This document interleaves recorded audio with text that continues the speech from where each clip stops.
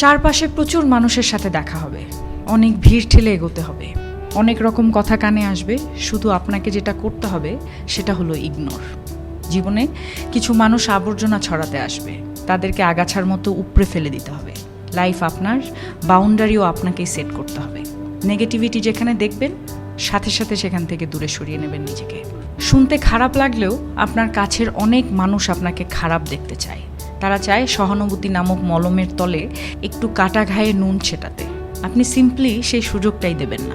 অযথা তর্কে যাবেন না, বোঝাতে যাবার কোনো প্রয়োজন নেই।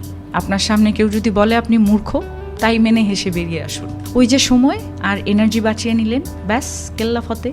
যে যা বলছে শুনে নিন, আর মুচকি হেসে শির দ্বারা সোজা করে নিজের সিদ্ধান্তটা নিজেই নিন। যারা নিজের সিদ্ধান্ত নিজে নিতে পারে তারা আসলে জীবন চেনে, বোঝে।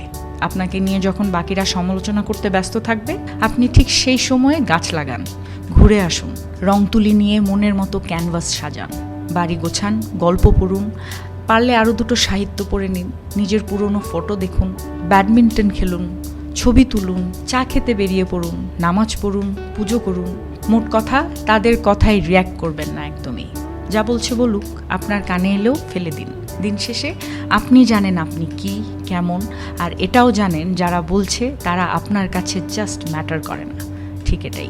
একটা বাউন্ডারি সেট করুন, একদম যাদের বা যার বুকে মিশে আপনি একদম শ্বাস নেবেন, যার সামনে আপনি আয়নার মতো দাঁড়াতে স্বাচ্ছন্দ্য বোধ করেন, শুধু তাদের কাছে এক্সপ্লেইন করুন, শুধু তাদের কাছেই ঝুঁকতে শিখুন। কারণ হয়তো তারা বা সে আপনাকে খারাপ দেখতে চাইবে না। বাদ বাকি দুনিয়াকে একদম ঝেড়ে ফেলে দিন। একটা কথা মাথায় রাখবেন, জীবন অনেক সুন্দর। আপনি যে জীবনটা বাঁচতে পারছেন সেটা অনেক সুন্দর। আপনাকে